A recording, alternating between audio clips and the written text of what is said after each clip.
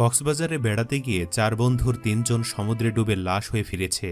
এমন ঘটনা নিয়ে মিজানুর রহমান আরিয়ান নির্মাণ করেছেন ওয়েব ছবি নেটওয়ার্কের বাহিরে। এক সপ্তাহ আগে চরকিতে ছবিটি মুক্তির পর ব্যাপক আলোড়ন তোলে দর্শক মহলে। 27 আগস্ট রাত 3টায় গুলশান অ্যাভিনিউতে অনেকটা একই রকম দুর্ঘটনার কবলে পড়েন নেটওয়ার্কের বাহিরের 4 শিল্পী শরীফুল রাজ, নাজিফা তুষি, খায়রুল বাশার ও জোনায়েদ বোগদাদি।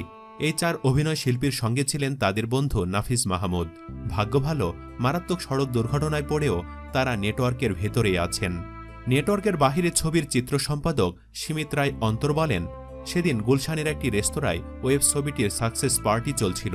মধ্যরাতে সেখান থেকে ফেরার পথেই এই শিল্পীদের বহন করা গাড়িটি নিয়ন্ত্রণ হারিয়ে বৈদ্যুতিক খুঁটির সঙ্গে ধাক্কা খেয়ে দুমড়ে মুচড়ে যায়। ছবির সহকারী পরিচালক জানিয়েছেন, গাড়িটি চালাচ্ছিলেন শরীফুল রাজ, গাড়িটিও তারই। সেই দুর্ঘটনার সিসিটিভি ফুটেজ প্রকাশ্যে এসেছে। ভিডিওতে দেখা যায় গাড়িটি নিয়ন্ত্রণ হারিয়ে রাস্তার পাশে থাকা বৈদ্যুতিক খুঁটিতে আঘাত করে, যার ফলে গাড়িটি দুমড়ে মুচড়ে যায়। প্রাইভেট কারটি মূলত অপর একটি গাড়িকে ওভারটেক করতে গিয়ে নিয়ন্ত্রণ হারায়। এ সময় কারটির গতি ছিল এক কথায় বেপরোয়া। গুলশান এলাকার সিসিটিভি ফুটেজ পর্যালোচনা করে সেটাই বোঝা গেছে। তবে কারটির সামনের অংশ দুমড়ে মুচড়ে গেলেও ভাগ্য ভালো, বেঁচে গেছেন 4 অভিনয় শিল্পী সহ 5 জনই। পুলিশ বলছে, অতিরিক্ত গতির কারণে ঘটেছে এই ঘটনা। তবে চালক মদ্যপ অবস্থায় গাড়ি চালাচ্ছিলেন কিনা তা খতিয়ে দেখা হচ্ছে। প্রাথমিক তদন্ত শেষে এ নিয়ে মামলা দায়ের করা হবে বলে জানিয়েছেন কর্মকর্তারা। দুর্ঘটনার সঙ্গে সঙ্গে পুলিশ সেখানে এসে ঢাকা মেট্রো গ 13-3000 নম্বরের গাড়িটি জব্দ করে। সেই সঙ্গে আহতদের উদ্ধার করে হাসপাতালে পাঠায়। বর্তমানে তারা ইউনাইটেড হাসপাতালে চিকিৎসাধীন রয়েছেন। দুর্ঘটনায় অভিনেত্রী নাজিফা তুষির বুকের 2টি হাড় ভেঙে গেছে। নেটওয়ার্কের বাহিরে ওয়েব ছবিটিতে নাফিজা তুষিকে বেশ খোলামেলা পোশাকে অভিনয় করতে দেখা গেছে। ছবিটি আমার দেখা হয়নি, তাই বিস্তারিত বলতে পারবো না। তবে সোশ্যাল মিডিয়ায় তুষির কিছু ভাইরাল ছবি দেখেই আঁচ করা যায় তিনি কেমন চরিত্র ও পোশাকে অভিনয় করেছেন। বিশেষ করে তার খোলামেলা বুক পেট নিয়ে বেশ সমালোচনাও হচ্ছিল। এরই মধ্যে বুকের হাড় ভেঙে গেল।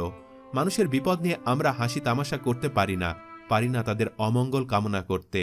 তবে এটা বলতেও দ্বিধা নেই, এক আল্লাহ তাআলাই সর্বোত্তম পরিকল্পনাকারী।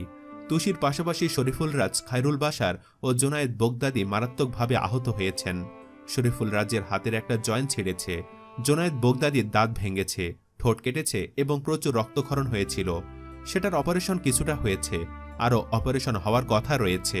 জোনায়েদ বোগদাদি ও নাফিস মোহাম্মদ ইসমাইল দুজনই মাথায় আঘাত পেয়েছেন। চিকিৎসক SM আহমেদের তত্ত্বাবধানে আছেন তারা।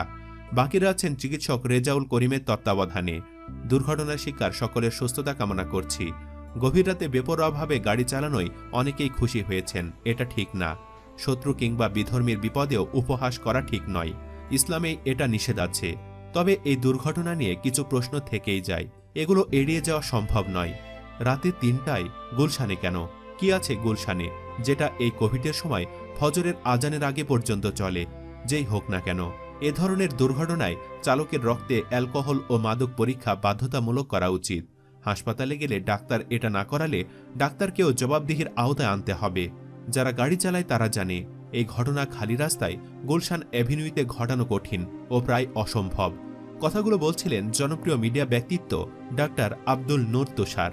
পারিশাদ জামিল তপ নামের অন্য একজনের মন্তব্য, গাড়ির গতি কতটা অস্বাভাবিক হলে রাস্তায় গাড়ি এভাবে দুমড়ে মুচড়ে যেতে পারে? ট্রাফিক আইন অমান্য করে এত দ্রুত গতিতে গাড়ি চালানোর কারণ কি? যদি ধরে নেই গাড়ির ব্রেক ফেল করেছে, তবুও তা মিলে না।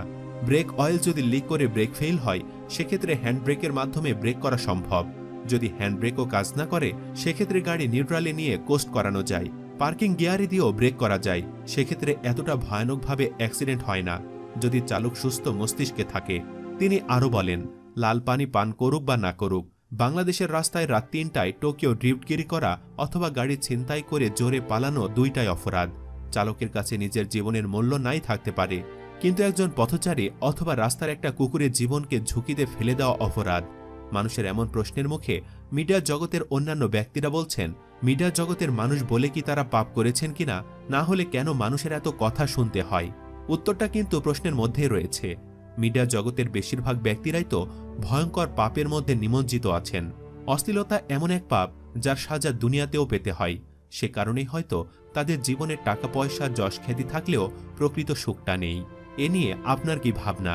আমার ভাবনার সাথে মিল থাকলে ভিডিওটির কমেন্ট বক্সে ইয়েস লিখুন, না হলে জানিয়ে দিন আপনার মূল্যবান মতামত।